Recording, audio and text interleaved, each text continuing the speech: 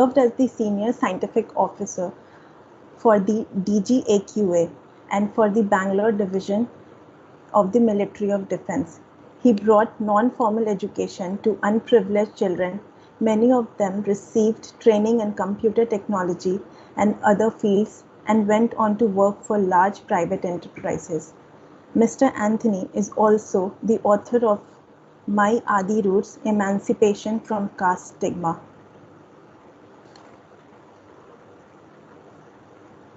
Roshan.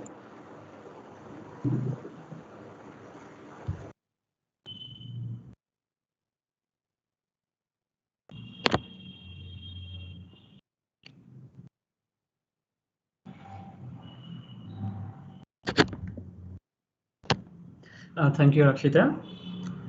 I would now like to invite Dr. Sylvia Karpagam, a public health doctor and JC Anthony's daughter.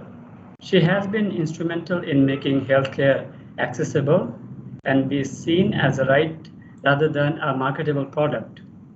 She has also highlighted field researchers' oppressive working conditions as well as data gathering deficiencies. I now invite ma'am to take over and inaugurate the colloquium and share with us a few words and memories of her father. Over to you, ma'am. Hi, thank you so much for organizing this event. I thank especially Vijeta for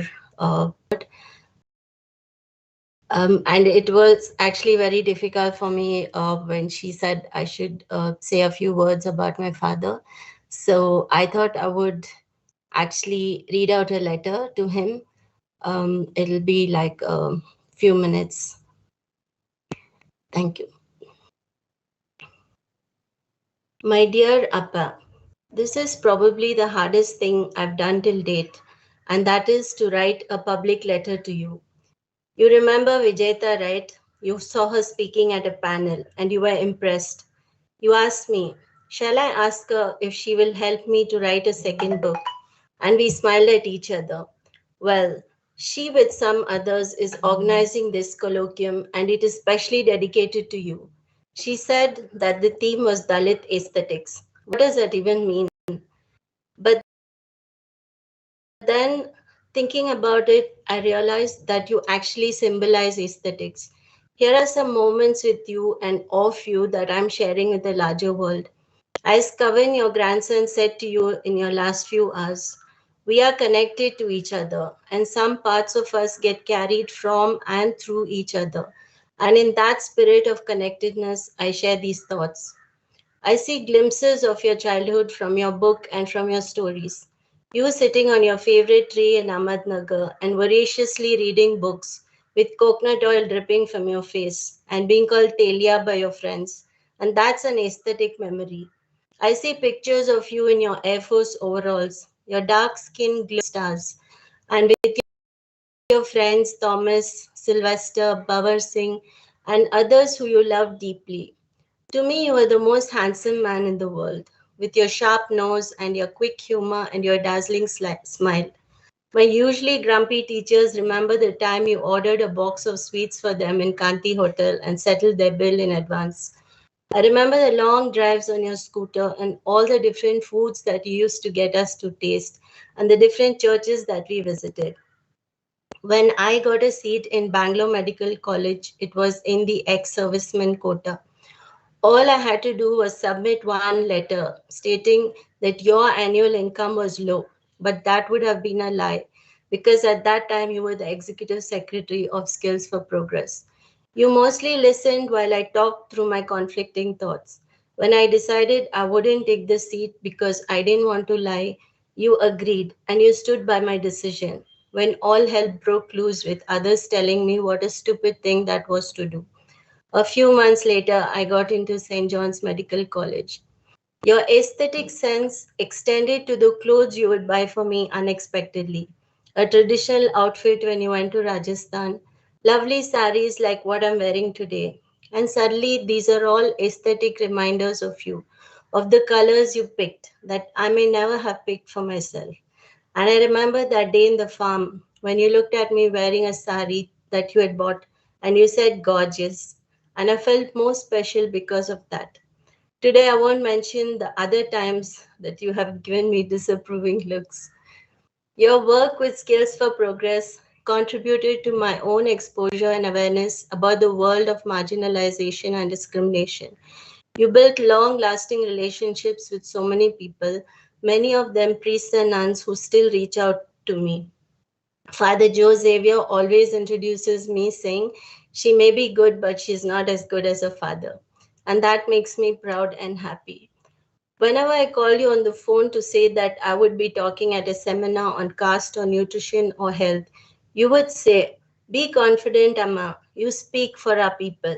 And you would seriously make notes for me in your notebook and read the notes out to me. I treasure those notebooks now. You would grumble about the computer and how your fingers weren't able to type as fast as you wanted and as fast as you think. And I would tell you that you are faster than most people that I know. Every time you heard a session of mine on nutrition, you would say, that was very good, Amma, but you left out fish when you were speaking. Fish is an important part of a diet. And I would say, oh, I forgot. I'll remember next time. But I still don't remember even now and still forget to mention fish. I promise to remember next time. You were aesthetic in your eating too. Even when you cooked by yourself, you made everything with care. Me, I didn't care about those things. You liked small portions of food. You said large portions make you feel sick. Everything you did was in moderation. Even the peg of whiskey you had in the evenings. You even asked your doctor when you were admitted in the hospital if you could have a nightcap, and he said okay.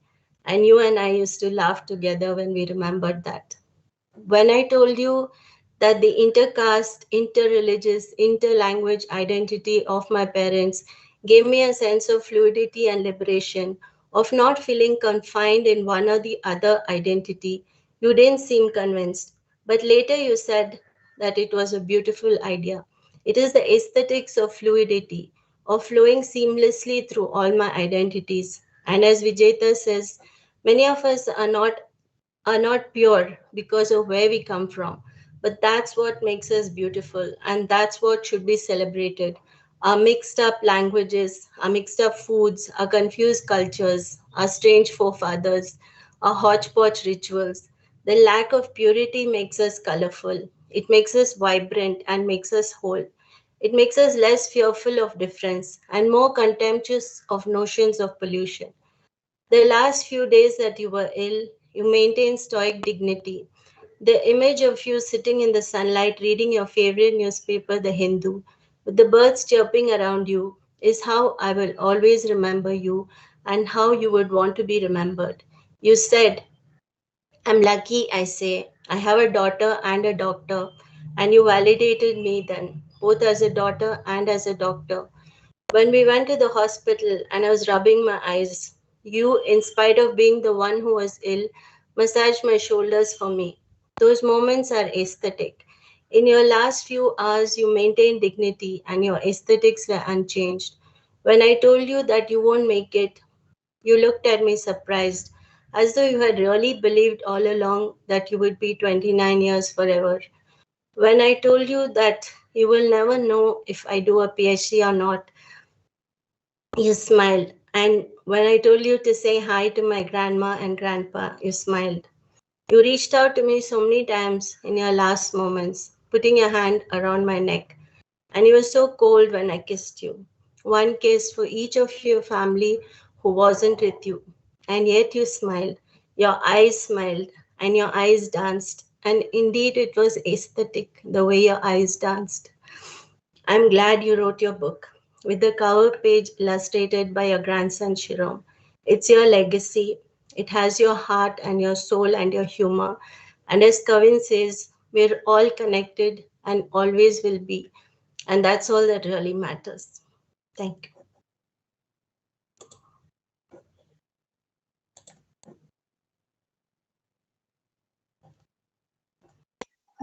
Thank you, Sylvia ma'am. I don't think words can ever express how grateful we are that you shared this letter with us and so many memories of your father.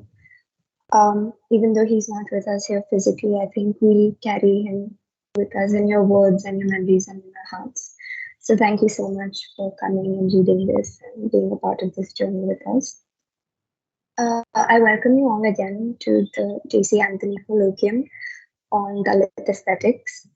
It's a colloquium about self-representation, enabling justice, and making alliances. The Department of English at St. Joseph's College has organized these series of talks in an attempt to honor the man they were named after and creating and encouraging spaces where we can have conversations and enable action. It's a week-long colloquium from the 18th to the 24th of October. We have a great lineup of speakers such as um, Sukirtarani, Diu Saraswati, um,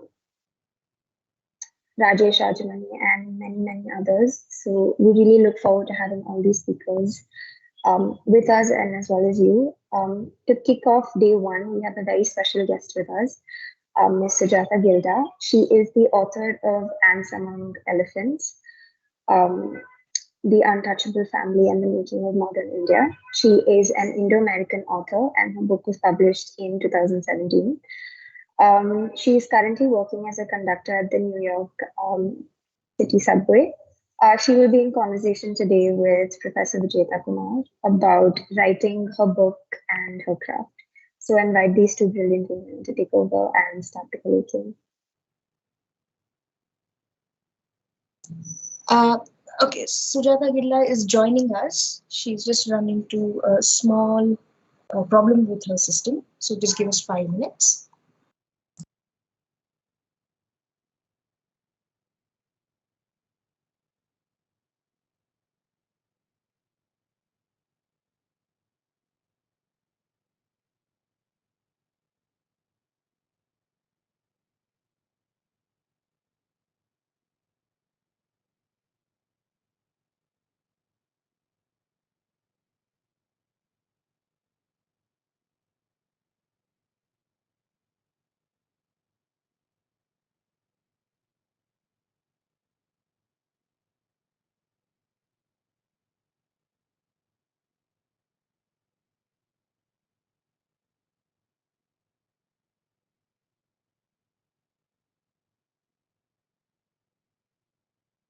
Rakshita, Dr. Arulmani is here. So I think you can introduce him and then sir can give us a brief about the colloquium.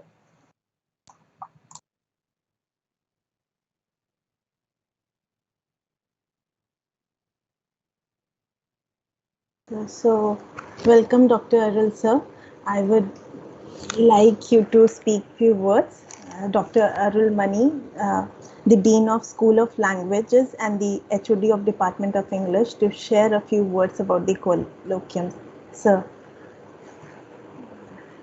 here you go.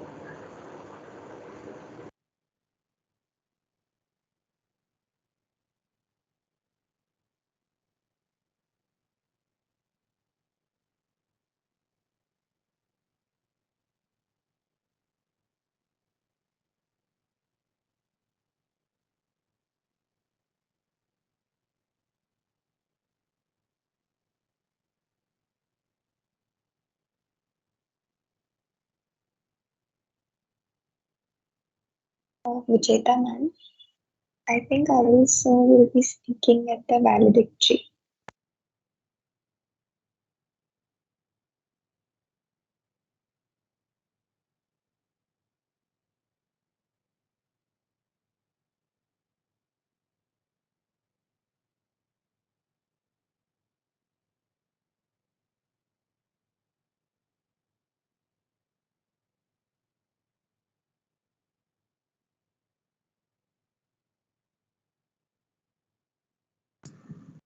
Okay, Sujatha ma'am will join us in just 5 minutes. So please bear with us.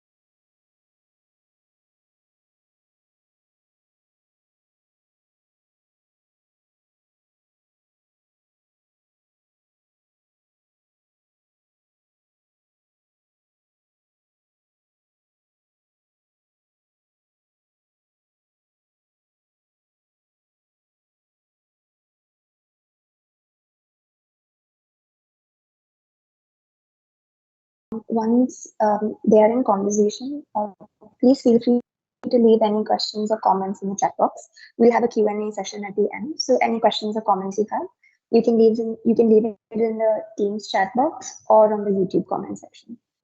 Sujata ma'am will be joining us from New York City. It's 7 a.m. there, so please bear with us. She'll be here shortly.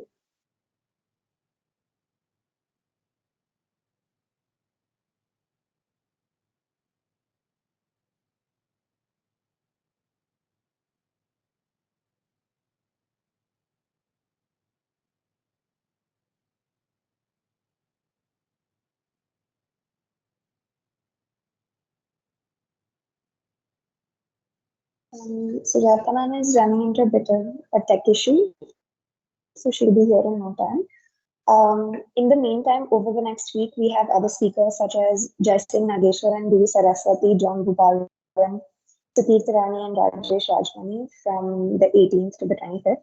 So please do join those sessions as well. They're all going to be very invaluable sessions on Dalit aesthetics and carrying on in the spirit of these conversations. So we hope to see you there.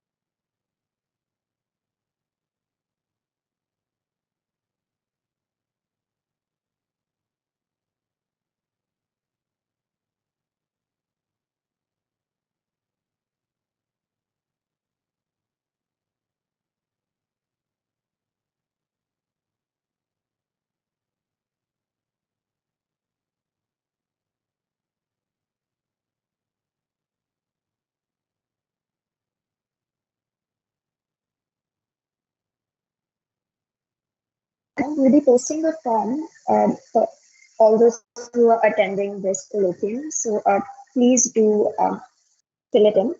The Microsoft form will be up in the chat box. No, we don't start at 7. We'll be starting shortly. Sujata ma'am will be joining us from New York.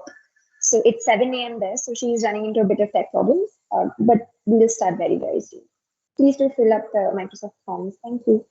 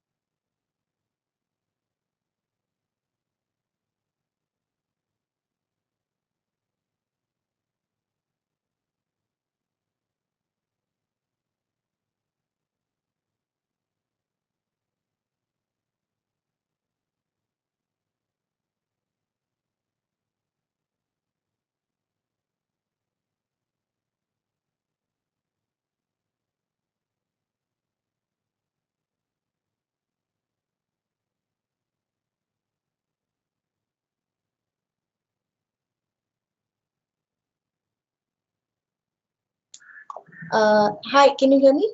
I mean on Teams. Yes. Okay, great. How about me? No, you have Can to. you hear me? You have to unmute yourself.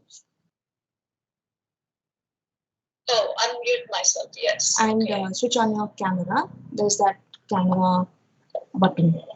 Call in progress. Okay. And but it doesn't give me camera option. I've made you presenter, so Only. it will give you camera option.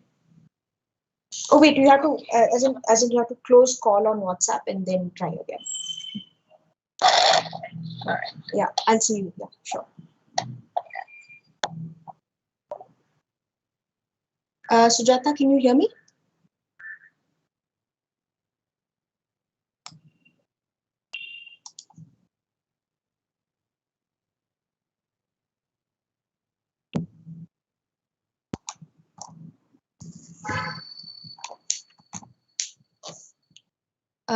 Sujata, if you can hear me, please click on the unmute button there. There is a button with a mic symbol on it. Just click on that if you can.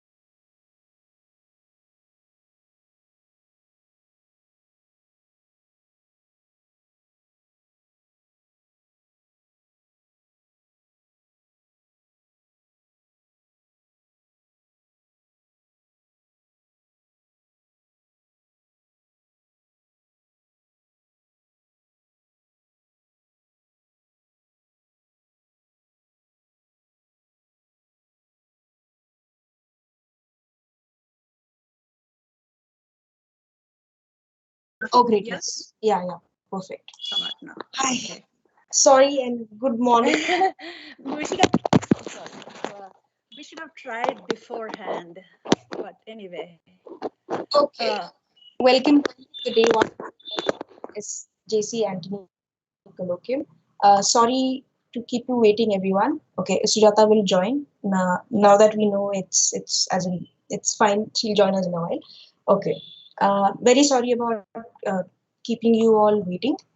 Uh, so the colloquium that we've organized here for the next 4-5 days is called the JC Antony Colloquium, and as you know already, after Dr. Sylvia's beautiful letter that she read out for him, he was a very, very, very special man.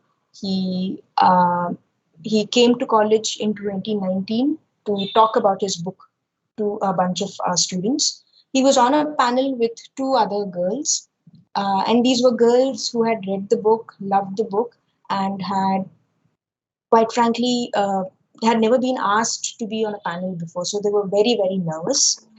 And eventually, when they met JC Antony and spoke, it's like they suddenly found fire inside them to start talking. I was amazed with the way these kids just picked up the energy that he was just sort of vibrating everywhere. And they found it in them to stand up and start talking. And when he was going to be introduced, JC Antony sir asked the MC that he isn't introduced as a 92-year-old man. He specifically said, please say that I'm 29 years old, not 92 years. And every time he answered a question, he stood up and answered the question. No matter how many times we told him to sit and take it easy, he said, no, I must stand. For me, the quite palpable energy also came from the fact that these girls found it in them to, something about the energy he brought in that room that day was sort of bouncing off everywhere. And it's in that memory that we've organized this colloquium. Our first speaker today is very, very special for me. Her name is Sujatha Gidla. She is the author of Ants Among Elephants. And I think if this was, I mean, if there was JC Antony sir around, I would have been thrilled to see what these two people would have said to each other on a panel. But Sylvia, thank you very much for coming, and thank you very much for sharing your letter with us.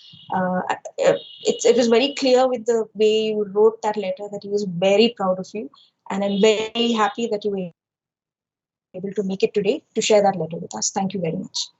Thanks, Vijeta. I'm delighted that you invited me. Hello, everybody. I'm Sujata. So let's start. Finally, we're in business. Are you able to hear me clearly, Sujata? Yeah. Okay, great.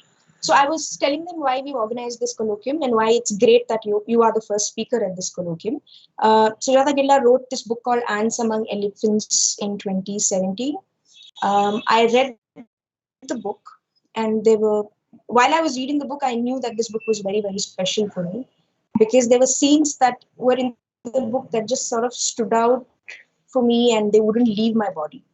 One such scene is when in the very beginning of the book, Sujatha Gidla says that when she began writing the book, she had to. So, Ants Among Elephants is the story of is a story of how her family, how she arrived in New York, pretty much the history of her family in Telangana, and it documents the struggles of her mother and her uncle side by side simultaneously. So says in the book that when she began assembling stories for this book and when she decided to write this book, she wanted to go and interview the people that could contribute something to the book. And she says that it was almost as if someone didn't want me to write this book, because as soon as I started arriving in India and talking to people, something bizarre was happening. Like one uncle died, another person fell off the stairs and lost, of all things, his memory. Not leg, not hand, nothing but memory. And I got goosebumps when I was reading that, because it's sort of a very real fear that the things that you want to write about are all so, as in they can be lost. It just takes a fall and your entire history can be taken away from you like that. So that was one moment that stood out for me. So since you're here today, I thought it would be a great conversation starter if you could take us back to that moment. And when did you know that this is a story that you just had to tell and that you couldn't sit with the story anymore? The way it began was I wanted to know how we became untouchables. Like it's untouchability caste is like 2,500 years old, and nobody wrote about how it began. How one became untouchable. So I wasn't having much, hope. I didn't have much hope that my mother would be able to tell me, but I knew that we became Christians only, maybe 100 years ago, and perhaps somebody in the family does know how we became Christians. And that's how it started. She started telling me how we became Christians. And when I learned that only 2 generations ago, my ancestors were hunter-gatherers, and they were wearing nothing but loincloth, and they were living in jungles. It shocked me, it stunned me that, I always took for granted that we were always like this. My family was teachers, and they were educated, and they wore normal clothes. But to find out that just 2 generations ago we weren't like that came as a big surprise for me, and that's when I started writing. Was this the moment when, so you're saying that the discovery happened at about the same time that the desire came to write for you? No, the discovery made me write. The discovery made you write. Yeah. So, I never trained to be a writer. I never aspired to be. I didn't know I could write or not. It's just the story made me the writer. That's a very beautiful thing you just said. Tell us about that, the story making you a writer. It's, that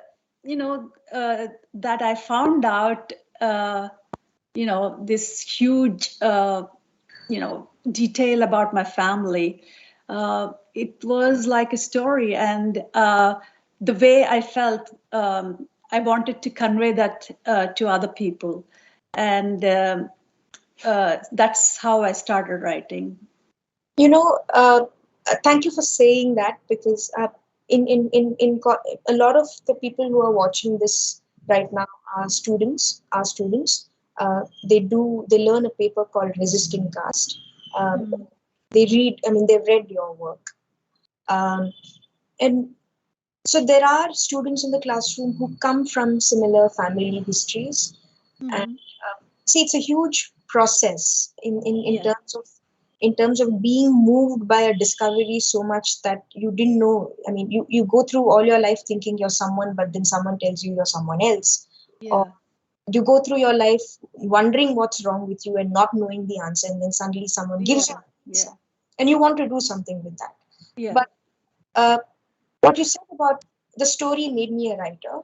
It made me think about how when people become writers, the idea is implicit that they've been writing for a long time, or that they are born writers, or that writing is in their blood, or their father or mother or someone in their family was also a writer or a reader or a teacher or something. But you said that you'd never written before and you didn't know you wanted to write. What would you say to these students who have these stories just bursting out of them, but they're moved, yes, but they're also very overwhelmed by their own discovery? So what is it? They're overwhelmed by their own discovery. Okay. How do you begin the process? How are they how are they gathering the stories?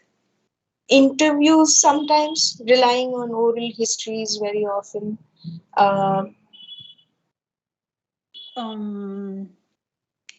Perhaps they need a starting point, maybe. As in my case, there is something that drove me to find out. That something was, why are some people untouchables and why are some people, Brahmins? How did they get the status? In India, we don't have, like here in America, race difference, so we're all more or less the same people. So who decided who's going to be untouchable and who's, for untouchables, it's a big thing, If you're, upper caste person, you don't look the gift horse in the mouth. They would just like to say, oh yeah, we were born like this. They don't need to find out. They don't question it. But for us, we have to question that. And it's a, how do you say, it's like, it's a question that eats you, and that's how, there's something driving, there should be something driving them to write, something about, like in my case, why we are untouchables, and they could find a similar thing, something that they really wanted to know, something that they wanted to discover. There's something that they think needs questioning. That's how they can start. At the heart of your book is also this looming presence of memory itself. That you are relying on the memory of the few people who are telling you this, and the memory of your own childhood and the childhood of your mother. Very often, the urge to write comes from wanting to preserve this memory, wanting to figure out, like you said in your case, why are some people untouchable? So why was I? Why am I? So for people who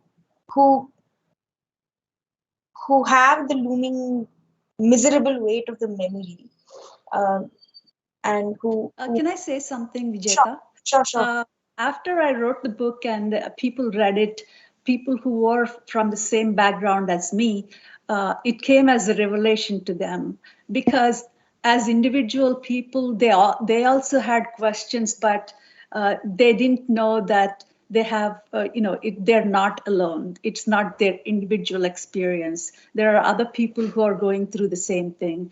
One of my friends, actually, she's a TV anchor in Minneapolis, somewhere, Ohio, Cleveland, yeah. She also came from a Christian untouchable family from Andhra, and she married a white man, and their family was, what do you call her, Mormons, and they have like 5 or 7 or 8 or 9 generations of stories, and they can go back like 7 generations and know who they were, and they had like heirlooms, and they have stories, and they can tell your great grandfather was like this, and then, so in the marriage, they had a child, and when they were at the husband's house, they had all these stories to tell, proudly, that the very fact that they could go back that many generations, so she started saying that, how come I don't have anything to contribute to this thing, how come my child gets to hear the stories of my husband's family, but what about me? Where do I come from? She doesn't know those things because she came here when she was 3 years old, and they never mingled with any other Indians, because they knew that once they get into these things, the caste comes up and all those, inferiority, superiority feelings come up. So they never, or their parents never mingled with other Indians. I mean, luckily these people had other family. But now that she married and she got a kid, she wants to tell her child, this is our tradition, this is our custom, this is our story. She doesn't have any such thing to tell her. Now she embarked on trying to find out, where she came from. So it's the child, to be able to tell the child was her driving motivation to find out and tell the story. This sort of ties up to this question I've had for a long time, which is we are writing because we are trying to tell the story of who I am, because we're trying to find out the story of who I am. But I'm wondering, for the people who are either trying to stitch this memory together or stitch pieces of themselves together, say someone is very carried away with being a writer so much that that they want to just write with or without this memory holding them back or pushing them forward, and say they want. Yeah, I don't know, that's very, I don't know how people write. Some people decide to write and they have talent to write and they can write. But nowadays, wanting to be a writer is a thing in addition to yoga, or, or else, dancing or take up a sport or something. There are people like that in India right now that they just want to be writers. I just don't know. I mean, it makes me, the fact that I could write without all of that planning and that I could write well makes me think that I'm the coolest and I'm the sexiest, So when I compare myself with those people, that's how I feel, you're not me, And there are some other people, who genuinely want to write. I don't have any beef with them. But people who, strain themselves just to be able to write, I don't know what advice to give to them. One has to have a story to tell. A friend of mine would say that, they don't have a story, they can't write. But see, so I'm sorry to say that my experience is very limited. My experience is limited to my experience alone, that I had a story to tell and I had people to tell it and I had a driving motivation to do it. That's how I started. But I have no idea how people, when they try to become, they tell themselves that I want to become a writer. I have no idea how they should go about doing that. There are other people who are genuinely, they want to be writers and they read a lot and there's something that occurs to them or something happens in the society. For example, Trump came to power and a lot of people thought that, oh, this is like such an awful thing and this is very historical and this is very bad. America is going through some terrible time.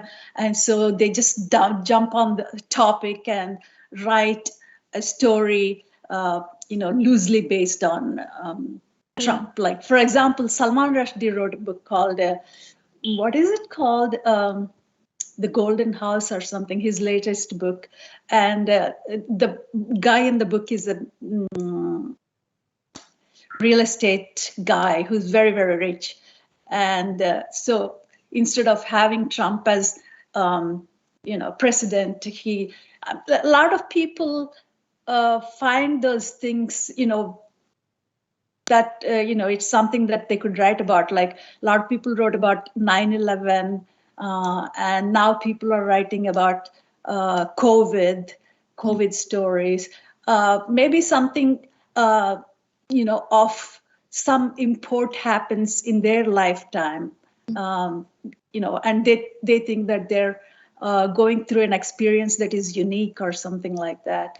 That can be, something that they can use as topic to write. But sincerely, I really don't know how people who want to be writers could go about writing. But you stole my words away, because this is something that you did even I when I met you at the Times Lit Fest in Bangalore, 2018. See, which is that the recognition of yourself as the coolest and the sexiest. I think it's also very yeah, literally. Yes, no, but that was what I was going to say. So thank you very much for saying it first. And I love that you will say it yourself, and you won't wait for anyone else to say it for you. Yeah, I mean, I know it. Yes, that's how it is. This is important. I mean, being an untouchable, you really don't get chances to get your good book published. And if it does, and if it becomes a success, that's how you feel about it, That's very encouraging. And also, it's not because many of us spend an entire lifetime believing that someone is going to come and make us a writer. Like, I don't know, some Pratiksha will come from the sky, bless us, or it's like that, waiting for that someone to give you a permission to begin writing. But this is a way cooler way of accessing that permission, which is you say, I am sexy, I am cool, and I am going to write the shit out of the story. And then it's a very revolutionary for me way of looking at this community and how we arrive at writing.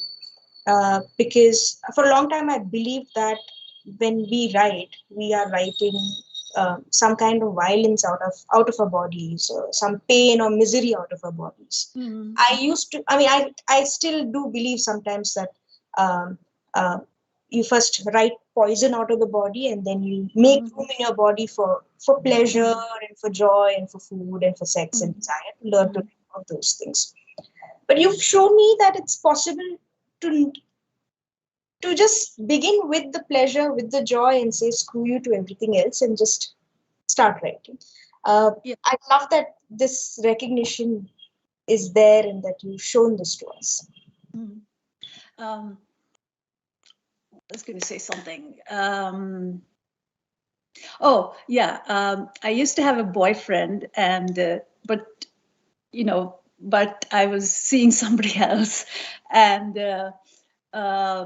he somehow got me to accept him as my roommate.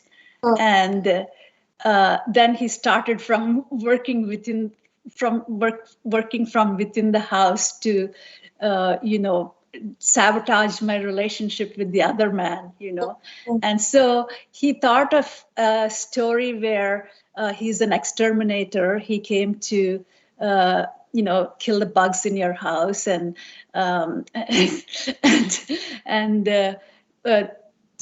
by doing that, he inveigled himself into the woman's life. So he kind of gave a twist to his own real experience of becoming my roommate, and so he gave it a twist and made himself an exterminator. And maybe people could come up with an idea like that, I don't know. Have you ever, because I'm also sensing that you are also a very keen observer of stories around you as and when they happen. Have you ever been interested in writing fiction?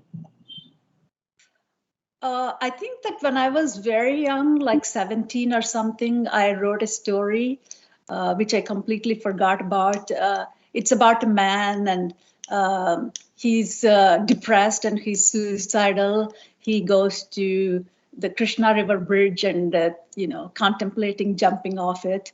And then a man comes and he says, are you jumping off the bridge? And he says, yes. And then he says, can I have your coat, So that was the story I wrote. I don't know why I came up with that story. Maybe I was depressed, maybe I was not. But let's go back to what did you ask me?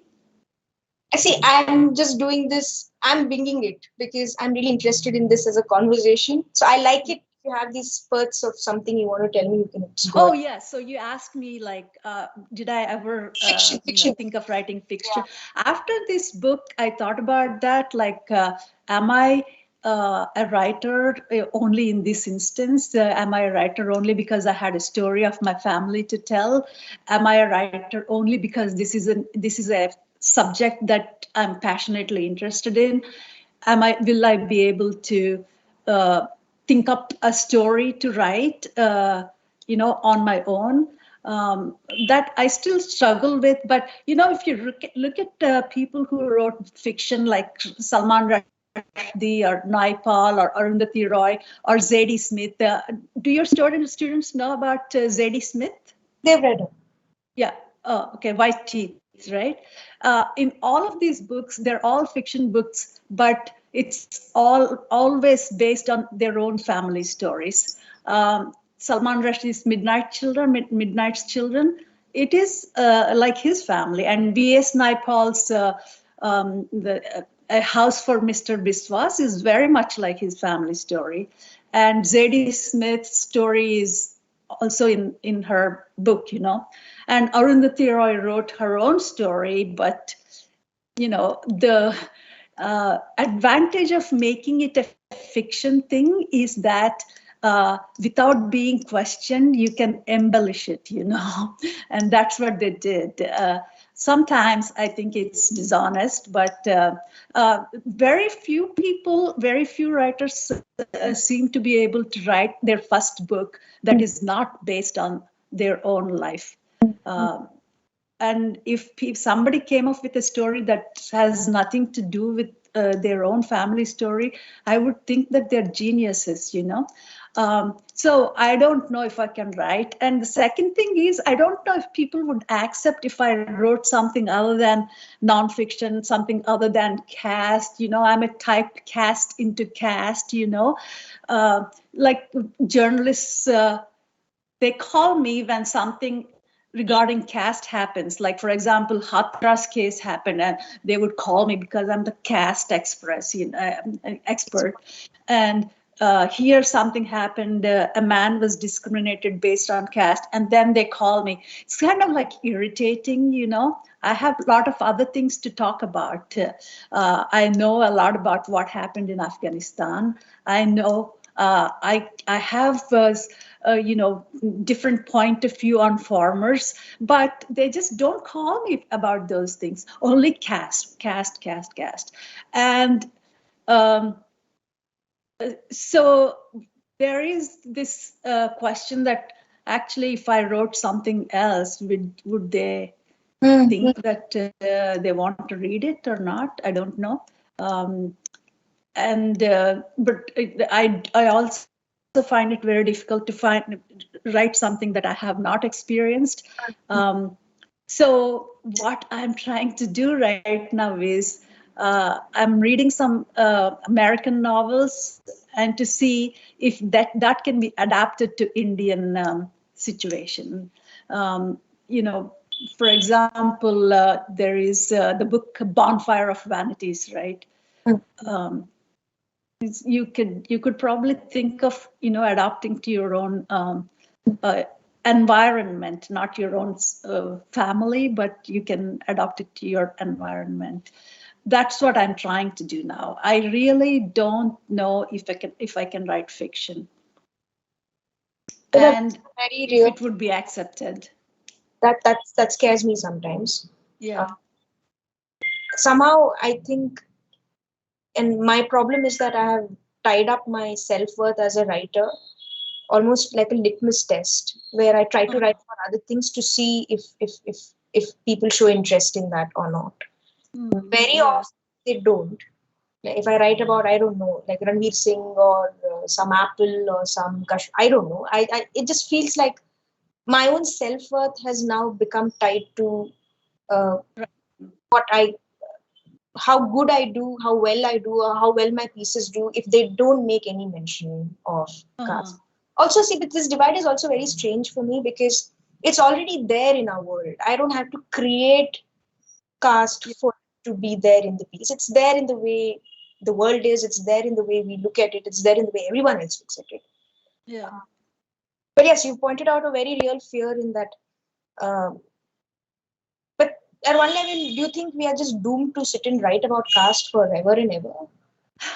Yeah, I don't know, but I can expand my area of like what I'm known for to social issues in general, not just caste, but social issues. For example,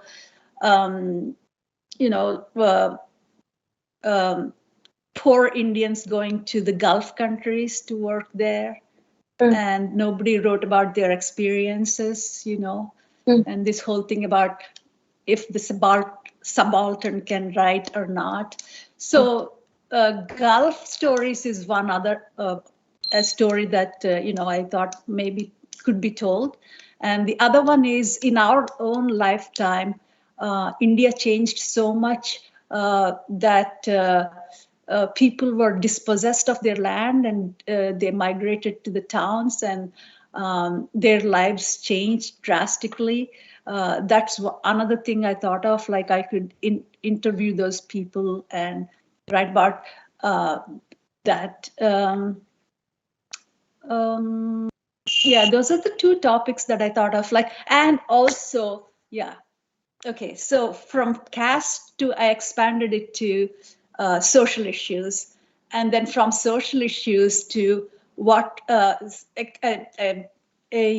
sensational news piece, for example. There is this woman, she fell in love with another guy, and what she did was she killed her husband, and her idea was transplant his face onto her lover's face and pass him off as her husband. I mean, how bizarre is that, right? So I thought I could write about that. Yeah, you should, because I think you like this also, no? Like, you've given me two instances of love and desire and being someone else and killing and then doing things. This is super. I mean, don't you think if you read about that in the newspaper, like, wow, what is this story? It's like stranger than fiction, right? So you can use some of those instances to write. Another thing I thought of was there's a guy who came as consultant from India, and he didn't get a job. He was sitting on the bench, but his friend and his wife had jobs. So he thought of like stealing their daughter and asking for ransom from them, but he ended up killing an older woman in the family who was taking care of the baby. I thought that could make a sensational story. I mean, I can't think of like very high funda things like internal lives of people and the angst of the youth and stuff like that. I need something specific like that. The guy in desperate situation, resorting to kidnapping and things going bad. That's another one. So I gave you two ideas already, like the face transplant and. I'm writing these. I'm dying. I mean, see, I think these are exactly. Some of these are like erotic thrillers. I would love to read an erotic thriller book by you with the guy. Actually, I really did think of that because I do have very wild stories to tell, but Please. All these people that became my fans about ants and among elephants are like, they had this view of me like, some serious person, like with these roiling thoughts about society and, the identity and things like that. They will just simply like spit on me. I think I fear that, but I do have things other than that, You should totally. The thing that you said, that's exactly the theme I wanted to write about. Erotic thrillers? Yes. Yeah. It's already a hit. You should just write this. I think it's an amazing trajectory also, no? That the writer of Ants Among Elephants has written this superb erotic thriller. I mean, Yeah. if you Google erotic thriller Indian writers, you'll maybe only find some Shobha Day or I don't even know any erotic thrillers writers. But Yeah. it would mean a great deal if you could write an erotic thriller. I know. I really love that too. You know, like here they have something called Craigslist, right? Heard of Craigslist? It's like, you know, like the way to meet people, and I write about it, but I don't know how it works. What does it do? The Craigslist. So people go there and post what kind of person they're looking for and what kind of things they want to do with that person. And some people say, oh, you know, I want a romantic relationship. And somebody says like, I'm into movies. I want a companion to go to movies with. And there are other people who say that like, I want to be spanked or something, you know. So, or there are some men who say that they wanted to be treated like a male slave or servant or something.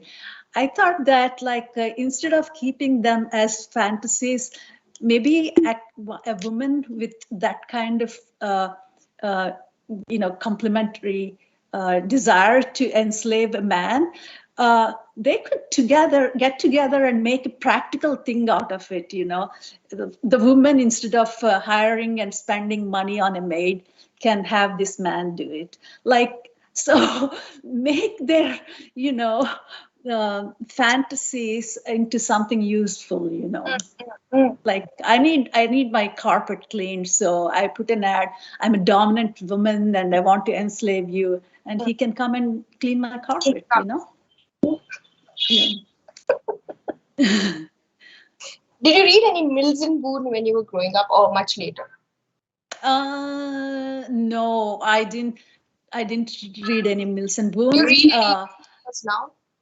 Do you read any love stories or erotic thrillers now? Oh, I read a book called Love Creeps. By Love Creeps, yeah.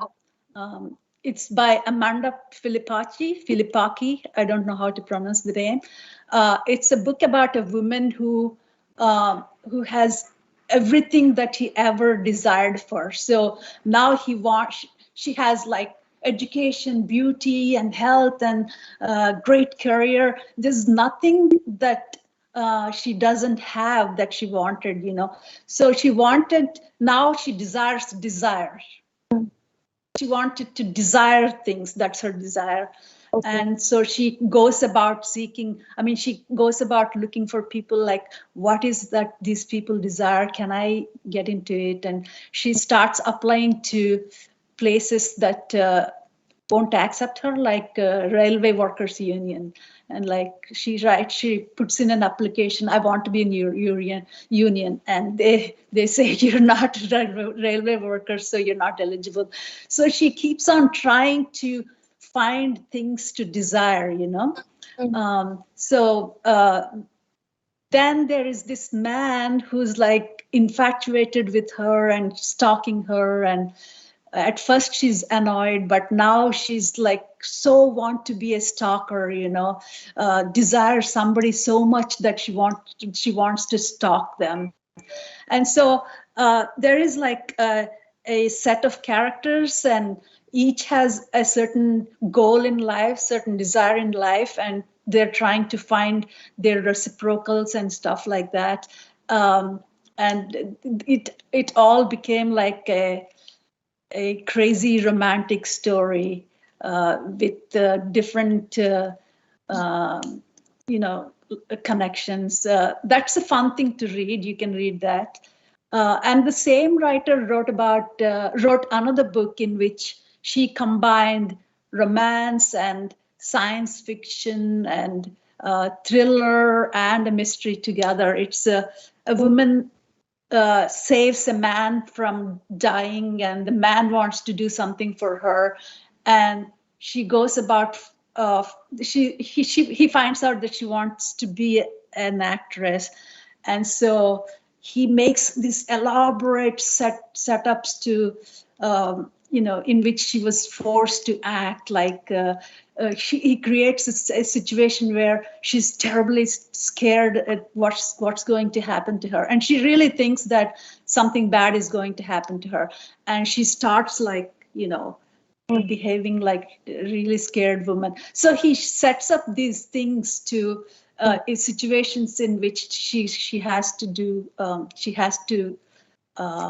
you know, be like a scared person, or you know, somebody who's sick or something, and he goes to the extent that he would really create these situations. That's another story that I liked. But generally I don't like romantic stories because they're mushy and, you know, all that stuff. But these were kind of like different kinds of romantic stories that I liked very much. Do you think about romance often? Huh? Do you think about romance and love often? Oh yeah, I do. Yeah, I mean, the passion I put into my book. You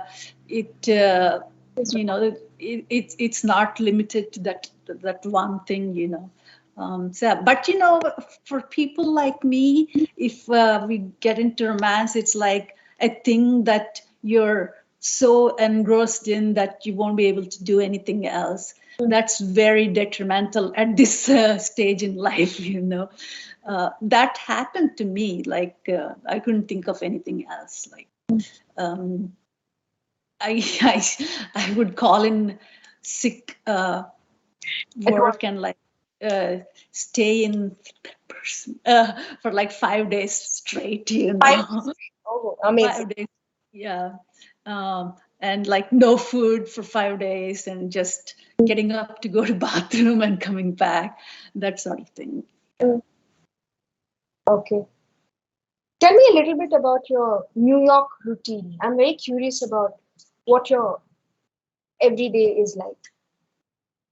It has changed lately because, oh, by the way, did you read the New York Times op-ed I wrote on COVID?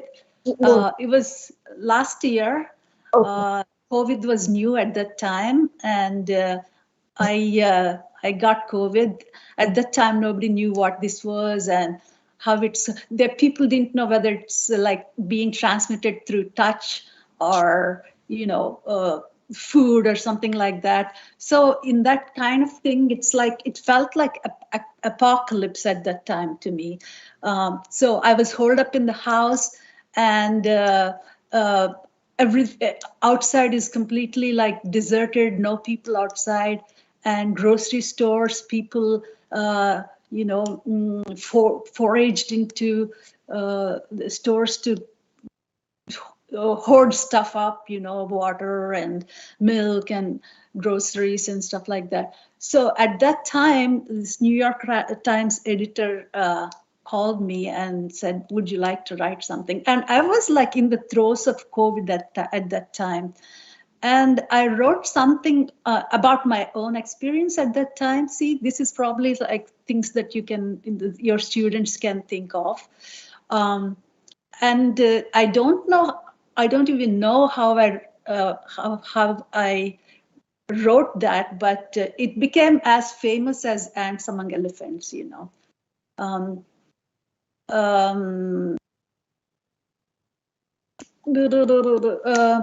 So I'm sorry, let's get back to what you asked. Routine. I mean, the pandemic would have obviously changed your daily routine. The COVID dynamic? No, Yeah. No. What's your original question? I'm sorry that I'm like going all over the place. No, that's okay. We are both going all over the place. That's okay. So I wanted to know what your everyday life in. Oh, right. Yeah. So yeah, since then, you know, COVID did change my life in a big way. So since then, my routine is not the same as what it used to be before. I had COVID. I wrote this thing, and a lot of attention from all over the world. And I had my coworkers coming and telling me that, you know, how they appreciated writing about them, and all that stuff happened. And then after that, I I started having these long COVID symptoms, like fatigue and not being able to focus.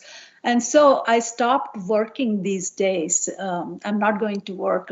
For a long time, I haven't been to work. So my routine during the last year was different from what it was before. Right now, it's like I don't have a structure. I mostly try to eat well and sleep and try to get some exercise. I took up swimming and I took up tennis lessons. And then I watch TV a lot, and I like watching mysteries and detective stories. Sorry, detective stories and that stuff.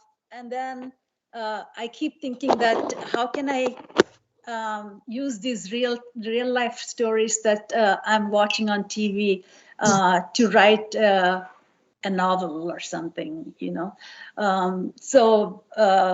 there I have made some attempts to do that stuff, but yeah, like I've been holed up in the house mostly. I go out just for the swimming class and tennis, and I started cooking a little bit, but really, things have changed so much.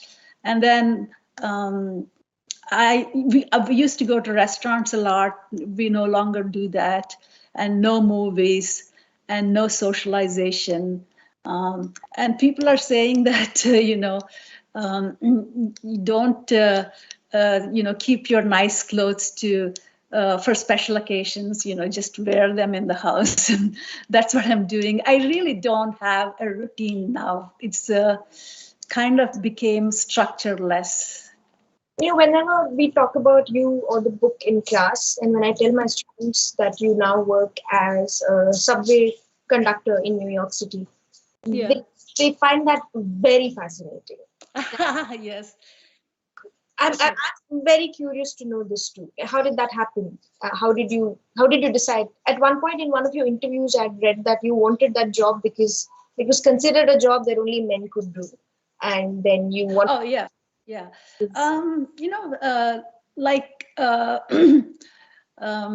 My conception of feminism is that I want to do things that they can do.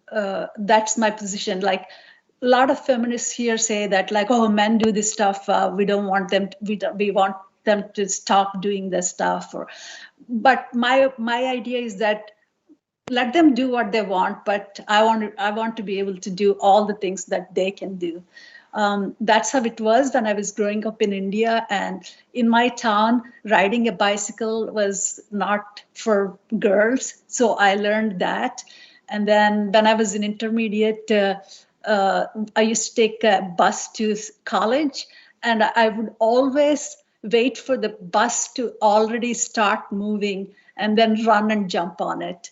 And it became so much so that the conductor knew that that's what I'm trying to do. So whenever he saw me, he would say, give the driver this signal that go on, there's nobody else. And then, allow me to jump on the bus.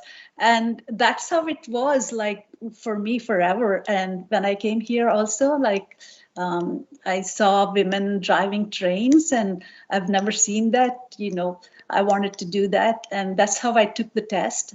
At that time, I was working in IT industry, but I took the test, and but I couldn't afford to leave the job because it pays well and, vacation and everything. But once this Wall Street crash happened, there was recession, and I was laid off. I didn't feel any more motivated to be in computers. I found actually computers and all that stuff very boring. Like people were very, stiff, and they're not spontaneous, and they are afraid of voicing their opinions. It's like that. And in my new job, it's not like that. People are very, very expressive, and I like that a lot. and there is no competition to get promotions and all of that stuff. And our work depends on cooperating with each other, which I like very much.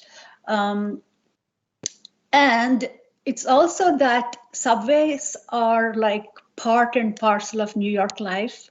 And so we play a very important role in the city. I mean, like rich people also take subways. The mayor used to take the subway. And so it gave me a feeling that I am actually doing something that is immediately useful to people. Like when I was working in the bank, global trade or something, I didn't know what it was and what we are doing, how it's helping global trade or anything. But I know now, if I can't take this train on the road, there will be people waiting on the platforms. So it's a great feeling that what you're doing is like very, very crucial to the society, So I do feel like we are heroes.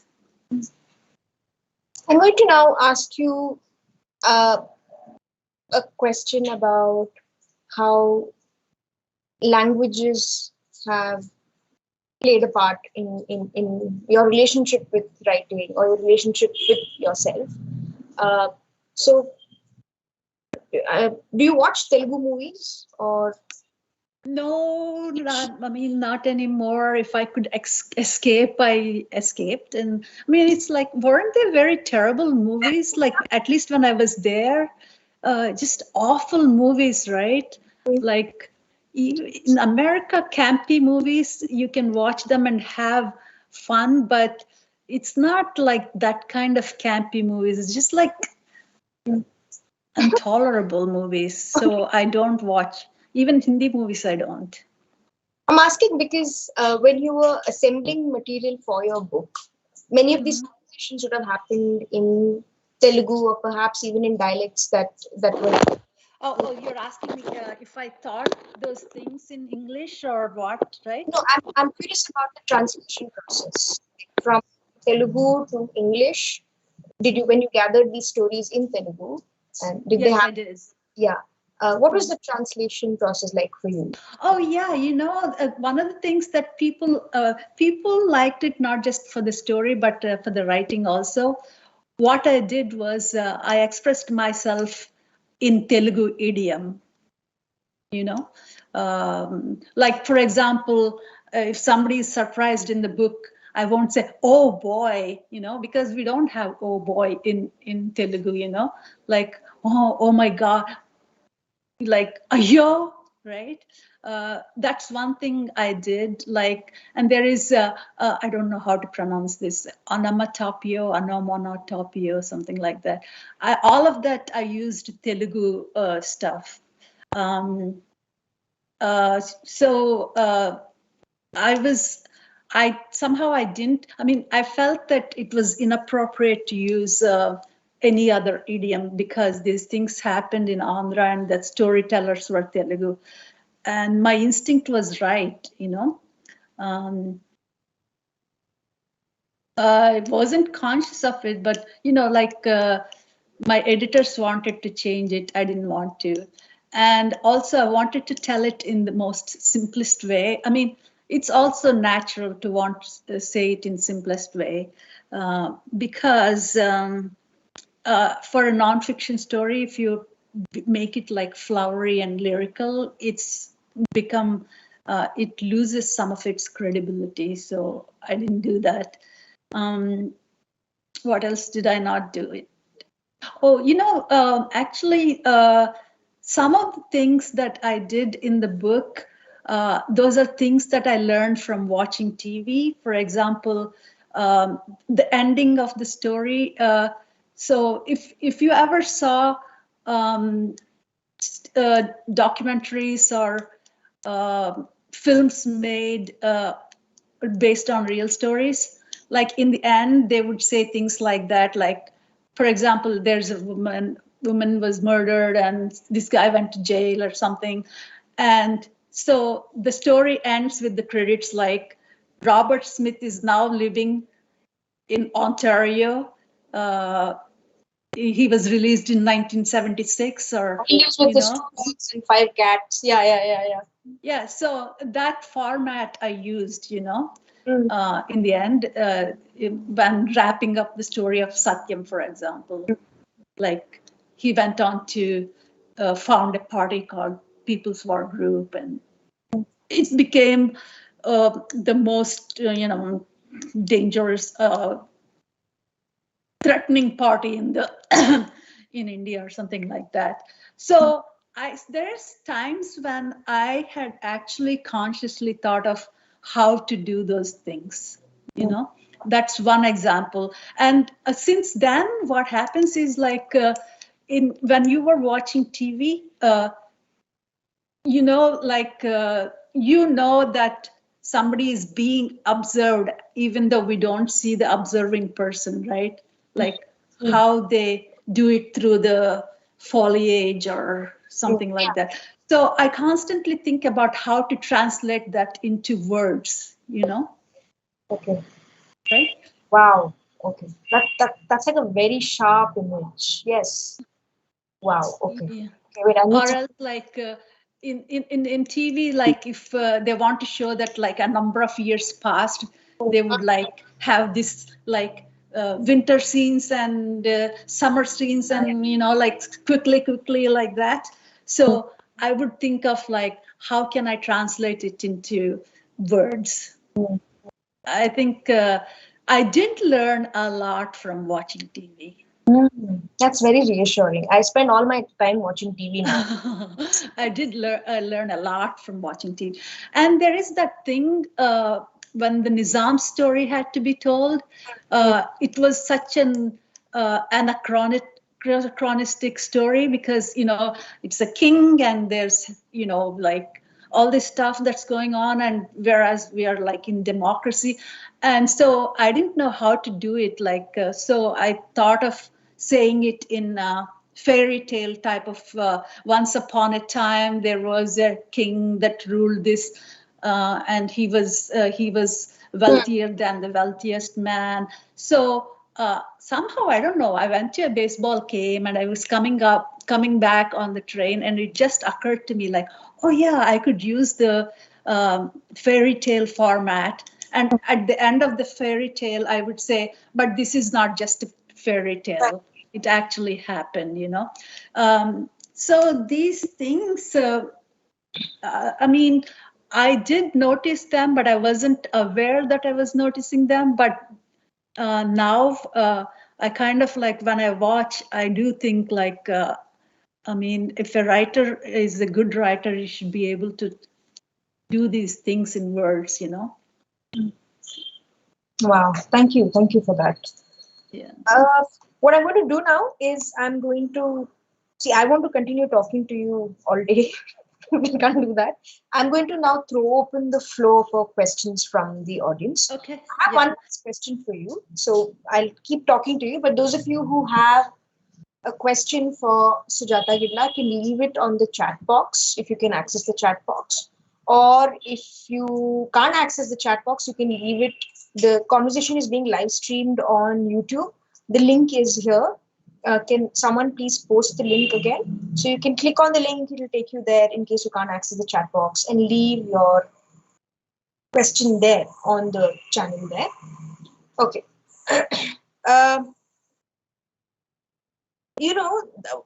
So when your book came out, and it sort of created, like, a ruckus reaction in some sense. There's, like, a jubilation in one part of the world, and you also won the Shakti Bhatt Prize later. So there was a lot of recognition and good things happening for you. But side by side, there were also people who were fighting, in some sense, the authenticity of the book or your memory. And that I find really ridiculous, because when people are writing an ethnography or an autoethnography, a work of ethnography like this, you're relying on memory, and it doesn't fall to other people to come and say this never happened or that never happened, or I don't remember, I lived in the same place but I don't remember this happening, which is a very stupid way of questioning someone else's memory. But I'm really glad that you have gone through with it somehow. But Yeah. and this is like a huge debate even to this day. Do we does the younger generation of Dalit writers do they have the permission to write about the previous generation? Should they write? And questions like that. I know I made my peace with that. I'm going to go tell my story and my grandmother's story anyway. What did it take for you to go ahead anyway? When were the people asking you, but this is not your story, this is someone else's story, blah blah blah. What are you referring to any particular bad review or something? In general, there were people who were saying, but this never happened, or I don't remember this part of the history, which I think is a ridiculous statement to make. Also because there are people who are questioning your memory of history or your memory of the time.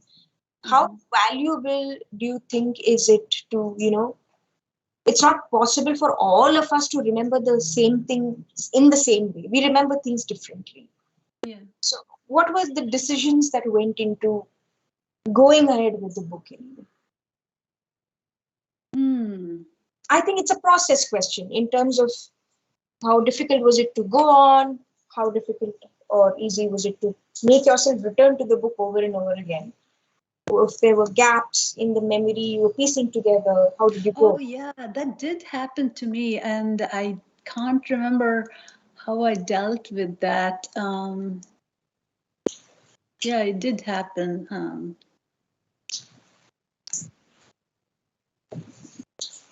Meanwhile, I mean, like for example, Carey, my second uncle, there isn't much about him in the book.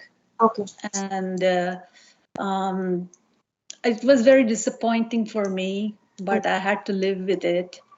But I mentioned the reason why there wasn't much about him. I didn't want to make up stuff.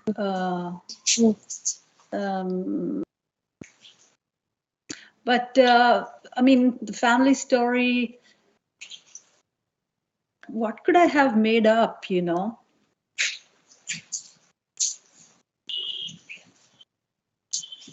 the sense, sure. I think what I'm asking also is, once you've written the book and it's out there, and there are 100 people making 100 things out of it, how do you deal with something like that? Oh, like most, the worst people could say was, I mean, they don't know my family story. How do they know what I'm saying is right or wrong? Yeah. I mean, there are some family members who try to do that, but about other aspects of the book, I did a very, very thorough research of everything, like very minutely checking every detail. And if somebody said, like in 1950, they went to the police officer, I researched and found out who that police officer was. So I was like made myself really very, very like foolproof, like nobody can say, oh, it didn't happen or anything like that. If they did it, I could very well prove that it's the way I said happened. And if they keep insisting that it's not true, then I said, fuck them. Like, I don't care if, about the family stories, there is one issue that Satyamurthy's wife, she and my mother were like kind of like, family feud.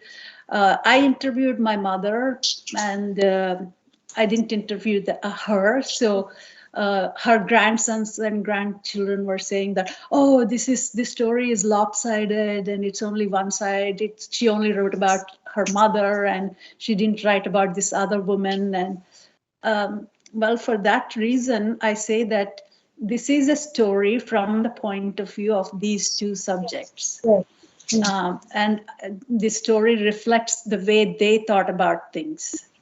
Yeah, you're not to write about everyone in your book. Yeah. If you want your grandmother's story to be told, you write a book, Absolutely. Yeah, right? absolutely. Yeah. I believe that also at another level where I think these, I mean, not just with regard to your book, but everywhere else also, this division between what is considered an authentic experience and how people choose to remember it is always sort of in the way of the writing itself.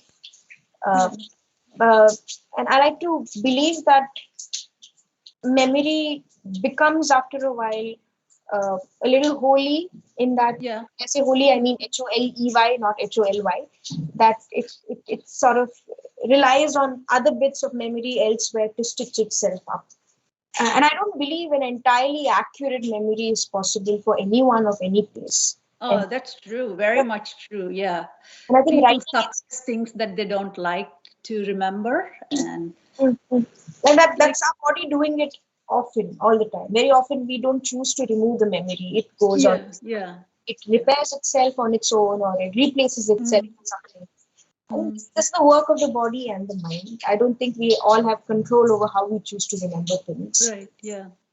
And I find it interesting that your book offers a very solid hope for people like me and for most of my students here to sort of march on and tell our story either way, in any way.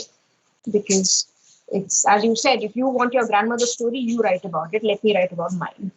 Yeah. I mean, you can't say like, if you're watching soap opera, you can't say, oh, people don't wear that much makeup in real life, or people are not as corny as this. No, this is a genre, and you live with it. You can't question it, So it's like that. I mean, I have parameters about what I'm writing. It's just family story. It's told from the point of view of these two people. And as much as possible, I try to reflect their views. You can't question that. Yes. It's a format. It's a specific parameter.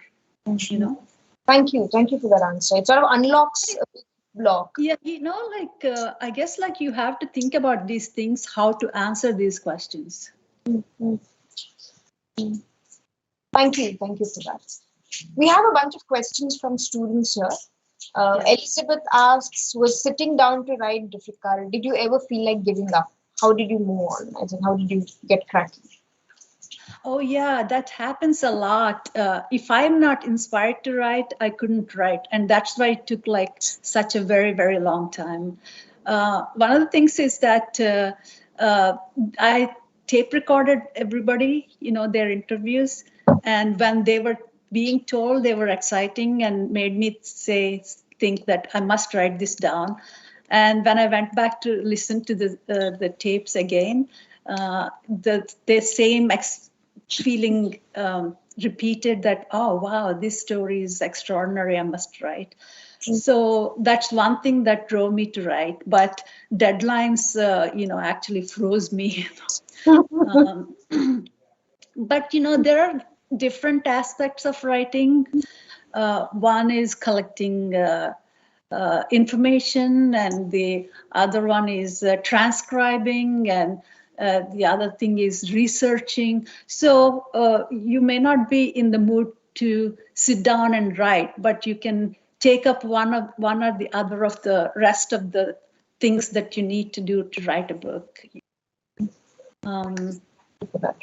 I would say that, yeah. We have one more question from Ankuna. She says, hi, ma'am. There's always been this one question that kept playing in my head when I read your book. How did you go about interviewing them and talking to them about things they hardly remembered or weren't comfortable talking about? This is also a question that most of my students have, which is that sometimes family members are very unwilling to talk about their experiences with regard to caste or violence or anything related to that.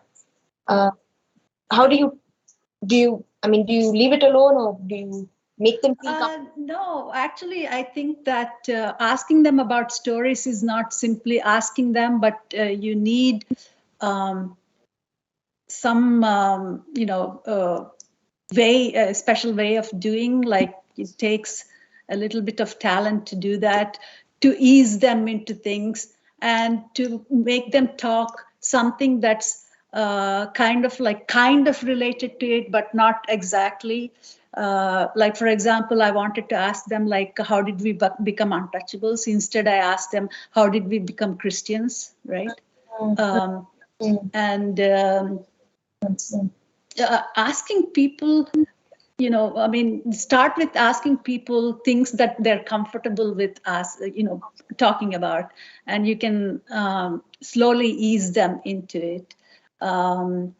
And people do like to talk about themselves, their own experiences. So make them the center of things, make them the center of the interview. Like, you're talking to somebody and don't ask them like, oh, your neighbor was like that. Can you tell me about your neighbor? You can't do that because people will feel insulted. Like, you should talk to me about my story. So people love to talk about their own lives very much, So take something that's not too hard for them to deal with, and then, slowly inch into that subject. Okay. Thank you. Like, for example, I would tell Carrie, oh, it seems that you used to have a lot of girlfriends, but that kind of like boosts his ego, right?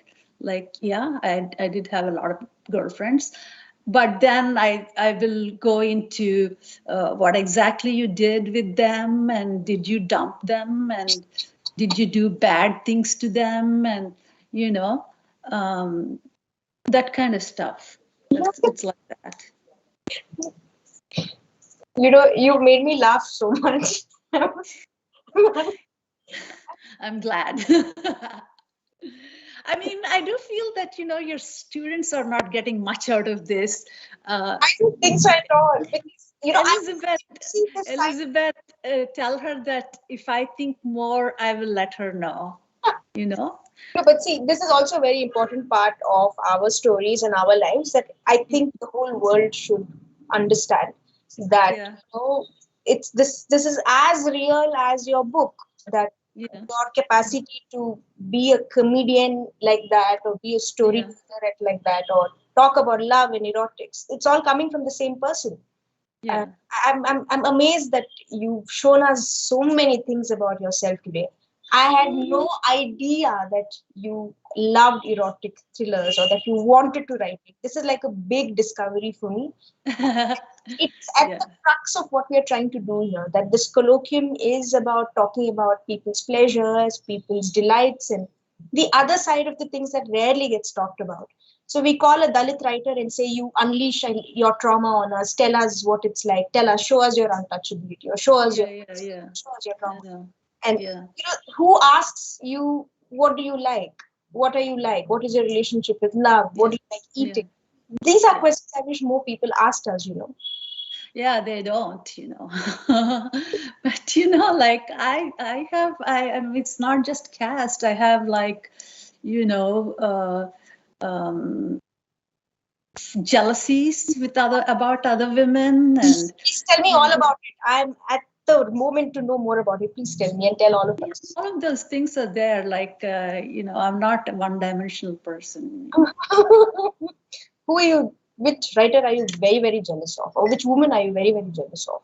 I mean, of course, as long as you're able to share it.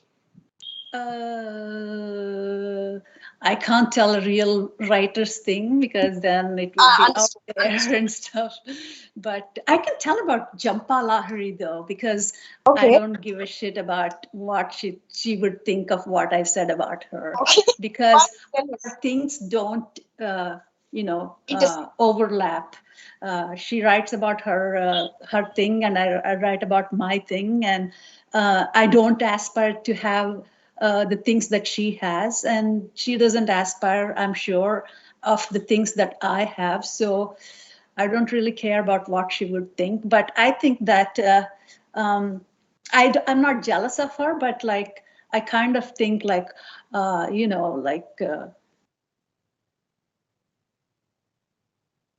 you tried all of your life to be a writer and this is what you came up with, but I didn't do all of that, so it's like that. Actually, we were both interviewed by the same person, Tyler Coven, and he did say during the interview, like, we had Jampa Lahiri, but she was so boring, he said, and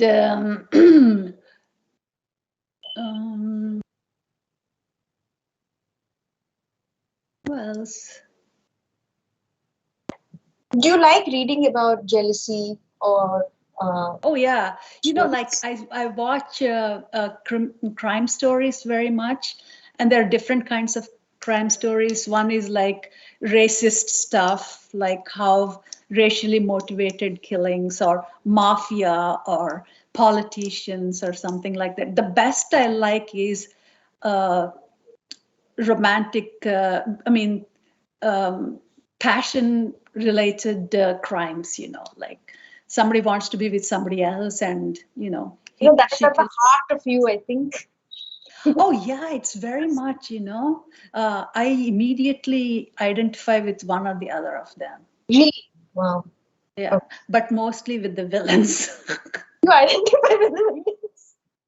Yeah, I mean, it is true. Like, there is this woman that they made her such a big villain in America. Her name is Jodi Arias, and she went out with this guy who comes from Mormon family. Mormons are really strict Christians, and they think that sex before marriage is bad and all that stuff. But he couldn't resist, and so he like went out with her as his girlfriend, and they had sex, and he liked it, but he would constantly say she's not the woman that he would take to present to her family, and she's not the woman because she had sex before marriage, even though it's with him, right? And then she got sick of it, like he's doing this stuff, and yet he thinks that I'm a whore or a slut or something like that. And so she killed him in the bathroom, and somehow it was all recorded. And I couldn't believe like how American presenters of crime stories always take like the side of the real villains, like, oh my God, she stole that woman's husband. And then, like, what the fuck, like, yeah, I want him, and I don't care if I have to kill that woman. I don't know. So mostly, I kind of like, I really wanted to interview Jodi Arias and tell the story from her point of view. Look, this guy constantly insulted me. And it should have been told in that way, but everybody is like, oh, this woman is so bad woman, and she could kill to get what she wanted, or she could kill just because somebody offended her and stuff. But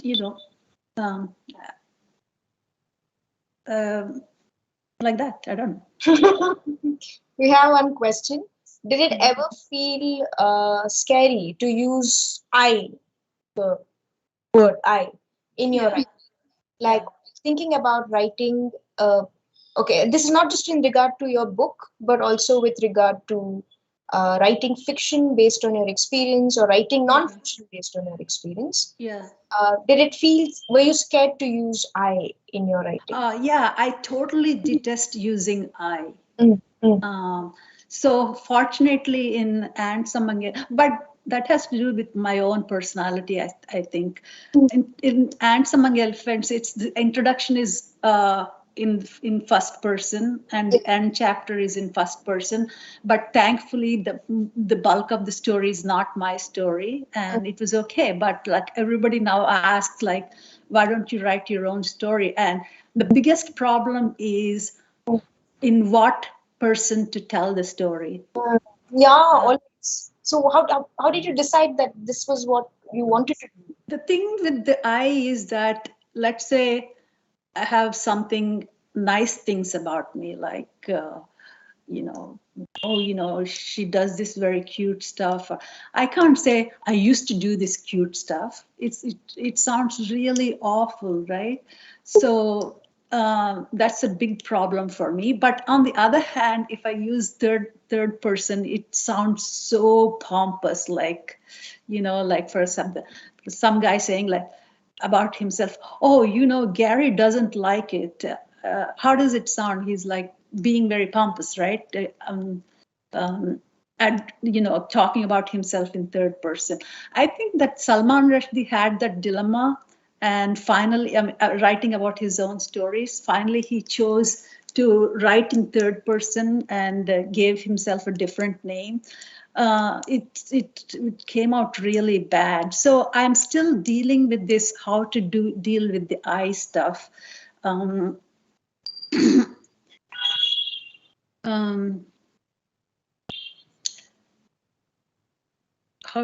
to do it. I was thinking maybe, like, let's say I wrote my own story.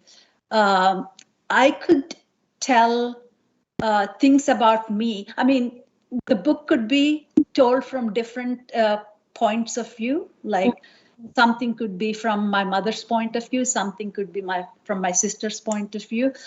I thought maybe I should write about myself from the point of view of my mother. But I'm not sure if it works. Okay. You know, like the I is very problematic for me. But you know, like Arundhati Roy, when she writes these stories, these are basically her own family story. It's so odd for me that she describes the character that's based on her in such like glowing terms. Like she knows that everybody knows that those characters were based on herself, right? Oh, in the latest book, what is that? Ministry of Water. She says like, oh, Tilottama is world beauty. Like I'm like, how uncool is that to, you know, say that about yourself? And in the first book, she says Rahel or Rachel had absurdly beautiful collarbones. Like, how could you say that, you know? And some guy called her, she's like jazz music. It's just so uncool that it makes me cringe, you know, on behalf of Arundhati Roy. I cringe and get goosebumps. So even if you're writing fiction based on your own story, I would be really careful, like talking about yourself in such a manner. I mean, for me, it's like she took the story and her own story and she embellished it, and like her mother, instead of being a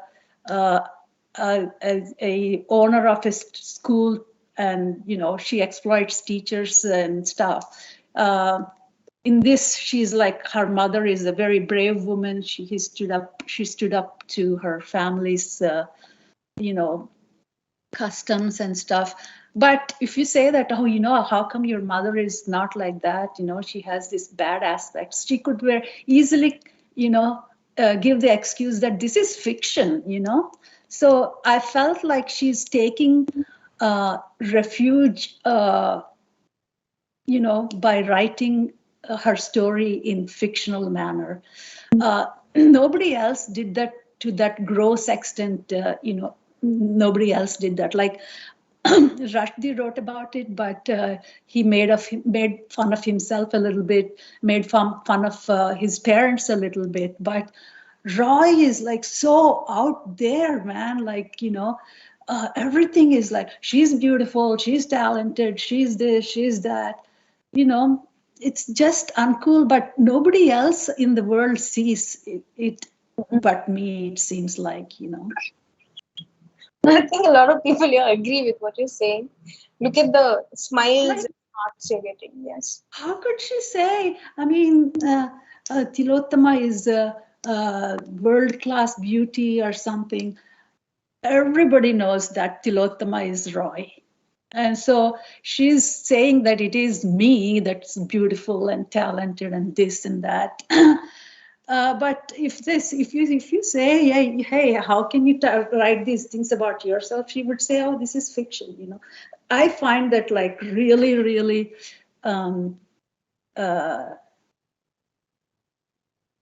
There's something other adjective, but besides that, it's extremely uncool. We have a question. No, we have a. Okay, Katija says, absolutely charmed and learning so much about being in a world obsessed with doing. Thank you, she says. Oh, thank you, Khadija. But I do think that I went all over the place and I really didn't say anything concrete that will help you. But if I think about those things, I'll let Vijeta know. Okay, we have a question. Ma'am, how is your identity as a Christian emancipated? How has it emancipated you, or made you aware that you need to speak about untouchability? And the other part of that question is, or has the church universally added to caste violence in the community? What did the church do universally? Is it making it worse in some sense? Oh, yeah.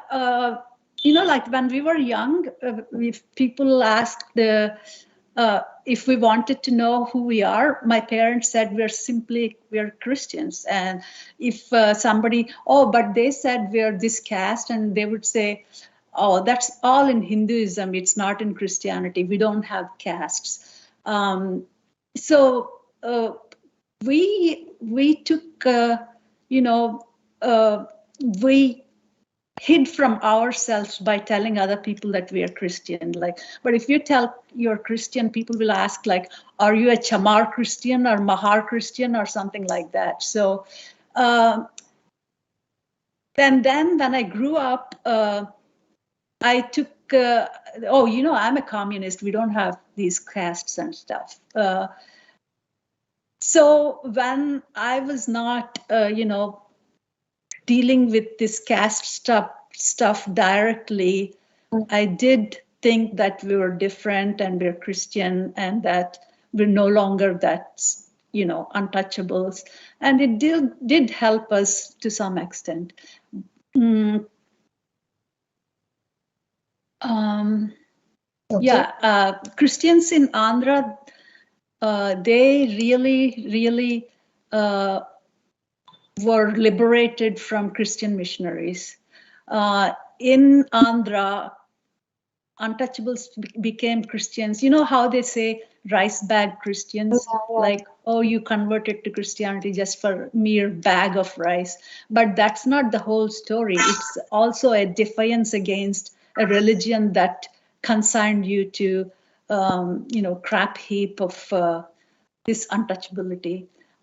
So they developed a particular culture, the Christians in Andhra, and they didn't see themselves as untouchables, and they didn't have to worry about what other people thought about him because they had their own community. They developed their own kind of a way of life, which is, be clean and go to church and, be modest and, and they had their own circle of people, people to go to church with and have prayer meetings with.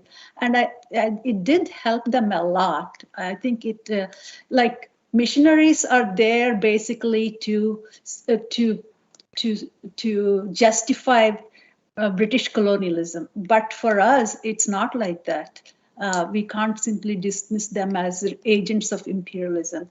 They did a lot for us, so that, but if you go to churches where they're both upper caste Christians and lower caste Christians, you may feel that, but we don't feel that church didn't make us feel worse about ourselves. Okay, thank you. Yeah. Dr. Minimark says it's very cool not to be a one-dimensional person. Charming, she says, with a smiley. And then we have a question. Ma'am, you shared that you wrote the book because you had a story and wanted to share where you come from. There are people who believe that to do away with unpleasant things like caste, one way of doing away with caste is by not talking about it, especially to children. How would you respond to this approach of not telling children where they come from or what their caste is? I think that if you can get away with not telling them, it may be a better thing to do because it scars them. Like if you're in Belgium or Netherlands or someplace, and there is no big Indian community, your friends are all white people or foreigners, then there is no benefit to gain from telling your children that we are untouchables, at least not when they're growing up. But there is this thing about untouchability that when you hide from children, it always comes out in a shocking manner to them. It's people try to burst your bubble saying that, oh, you're not that, you're this. And it happened in my family also. Like we thought we were Christians, and somebody said, "Oh no, you're Malas." And my sister came home crying, saying that somebody said we're Malas. Amma say that we are not Malas, and my mother just laughed. She didn't say that yeah, they're right or no, they're wrong. She just straddled that question. But it's. If there is a chance that your children will come to know through other people in a shocking manner, probably you should prepare them for that. I can talk the example of my nieces. They were born here, and my sister always tells them that we were this caste, we were oppressed, we were treated like that. I don't think it helped my niece very much, but at the same time, if you don't tell them, they will go to their friend's house and they will say you're this, and it will be very hurtful. Like she was like when she was 15 or so, she started dating, and she's going out with this Indian boy. They're from Kshatriya family from North India, and they assumed that we were Hindus of upper caste, and so they would treat her very well. But once they found out, they started treating her badly. If she went to their house, they would say, "Oh, you're learning some table manners from my son," or something like that, and I don't. At that time, they should have told her, when she's dating and when she's interacting with these kind of upper caste people, and she might come, face this situation. They should have told her. They didn't tell her, it really ended up being very bad for her. So as I said, if there is a situation where they're going to find out from others in a shocking manner, then you should tell them. But there's no point in telling them when it's not necessary. But I think, if you live here, I mean, it is contrary to what you expect me to say, that like, oh, why should we be ashamed of it, and this and that. But that's how I feel. No, absolutely, because also what you've pointed out also is that very often we don't come to this knowledge because of the beauty and the pleasures of it. Other people are always there before you know it yourself sometimes. Yeah. And as this discovery that they make for you and they tell you is always a big part of how you come to terms with it. Yeah. The biggest thing that untouchables face, people who are like us, who are no longer living in villages, being farm laborers, this question is a big question for us, and being outed is like a very painful thing, We have It's Professor. like constant fear when you're interacting with caste people that when will they find out, you know?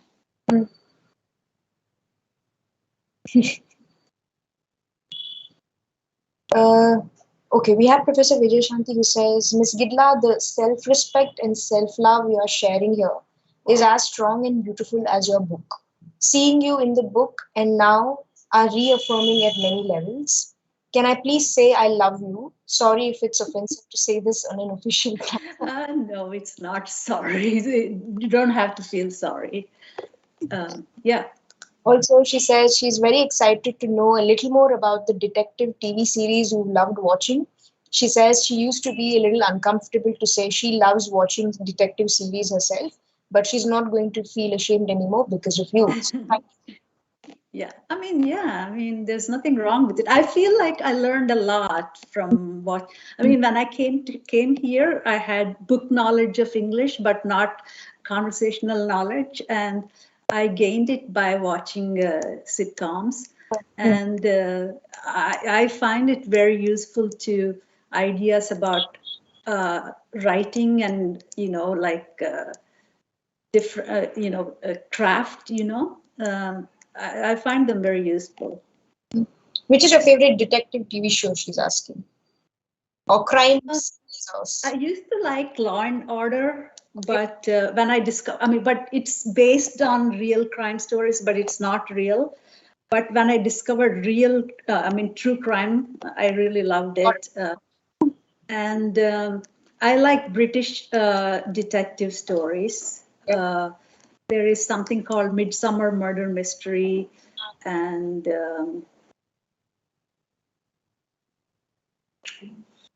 why can't I remember things like? Anyway, okay. There's like a lot of in BBC. There are a lot of shows. Okay. Yes. Thank you so much.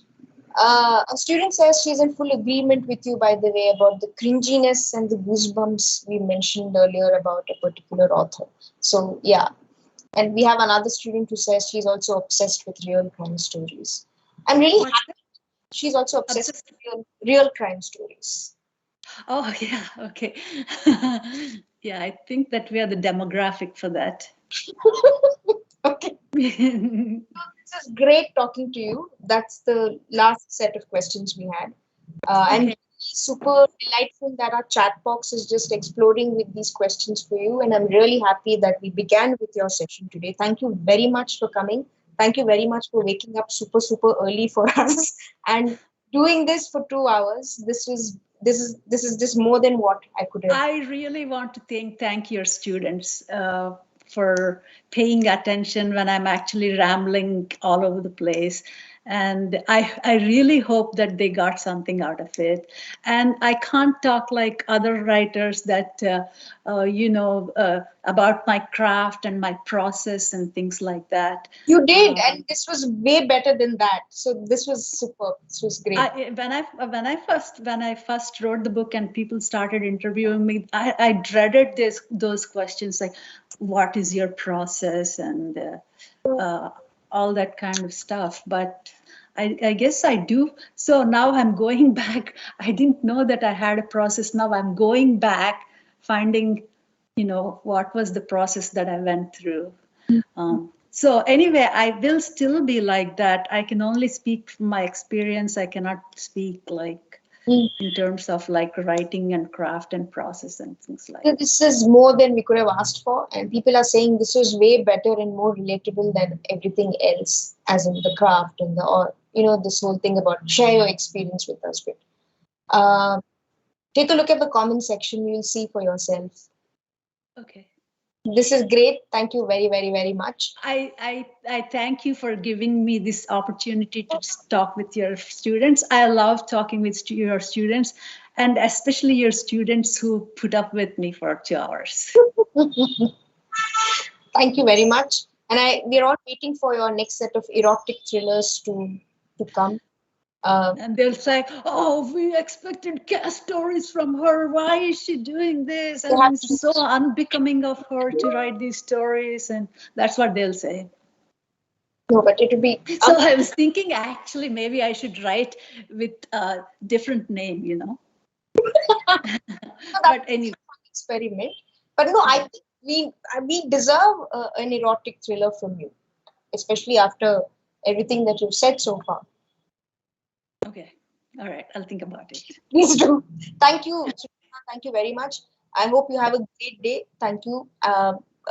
We will be, I mean, I'm sure we'll keep in touch, but all the best for everything that you're. I mean, is this going to be recorded? It's up on YouTube as we are speaking. Okay, so if there are comments that are still there, I could probably answer later on. Oh, definitely. Yeah. I can send you the link and then you can leave your. Okay. Okay. Thank you very much. Thank you. Have a nice Bye. Reading. Thank you, Sujatha ma'am, for giving us such a fire session. I don't think there's any other way to put it. Tomorrow we'll be in conversation with Jaisingh Nageshwaran sorry, Jaisingh Nageshwaran, and the talk will be fashioning a visual alphabet. We'll be continuing on the same link at 5. If one of you could just share the. We lost you there. Can you repeat that? If someone could please share the poster in the chat box, would be great. It'll be the same meeting link. We'll be in conversation with him at 5 p.m. tomorrow. There is a link to a Microsoft Forms in the chat box. Please fill that up for attendance. Thank you so much for coming. We're really, really looking forward to see you tomorrow. Thank you all. Have a good evening. Thank you everyone for staying back. Sorry, we took 2 hours. This was supposed to be wrapped up at 6:30. We will see you tomorrow. Please come back. Bye. Have a nice evening.